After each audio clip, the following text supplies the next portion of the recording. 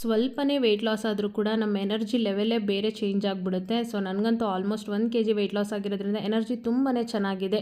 ಇವತ್ತು 7ನೇ ದಿನ ಆಗಿದ್ದರೂ ಕೂಡ ಅದೇ ಸೇಮ್ ಎನರ್ಜಿಯಿಂದ ನಾನು ವರ್ಕೌಟ್ನ ಕಂಪ್ಲೀಟ್ ಮಾಡೋಣ ಅಂತ ಹೇಳಿ ಜಿಮ್ಮಿಗೆ ಬಂದು ವರ್ಕೌಟ್ ಎಲ್ಲ ಕಂಪ್ಲೀಟ್ ಆಯಿತು. ಮನೆಯಲ್ಲೇ ಬೆಳಗ್ಗೆ ಪಲಾವ್ ಮಾಡಿದ್ದೆ. ಹಾಗಾಗಿ ವರ್ಕೌಟ್ ಮುಗಿಸ್ಕೊಂಡು ಹೋಗಿ ಪಲಾವು, ಮೊಟ್ಟೆ ಮತ್ತು ಸೌತೆಕಾಯಿ ತಿಂದೆ.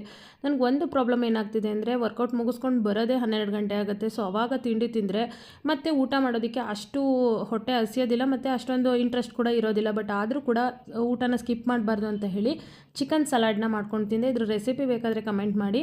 ನನಗೆ ಒಂದು ತುಂಬಾ ಇಷ್ಟ ಆಗದೆ ಇರೋ ಅಂದರೆ ಈ ಚಿಯಾ ಸೀಡ್ಸ್ ಡ್ರಿಂಕ್ ಕುಡಿಯೋದು. ಇದು ಬಾಡಿ ಹೀಟ್ನ ತುಂಬಾ ಬೇಗ ಕಡಿಮೆ ಮಾಡುತ್ತೆ, ತುಂಬ ಒಳ್ಳೆಯದು. ಅದಕ್ಕೋಸ್ಕರ ಕೆಲವೊಂದು ಸರಿ ಸ್ಕಿಪ್ ಮಾಡಿ ಎಳ್ನೀರು ಕೂಡ ಕುಡಿತೀನಿ. ಅದ್ರ ಜೊತೆ ಒಂದು 2-3 ವಾಲ್ನಟ್ ಪೀಸಸ್ಗಳನ್ನ ತಿಂದು ರಾತ್ರಿ ಊಟಕ್ಕಿಂತ ಮೊದಲು ಒಂದು 1/4 ಇಂಚಷ್ಟು ಶುಂಠಿ ತಿನ್ನೋದ್ರಿಂದ ನಮ್ಮ ಬೆಲಿ ಫ್ಯಾಟ್ ಬೇಗನೆ ಕಡಿಮೆ ಆಗುತ್ತೆ.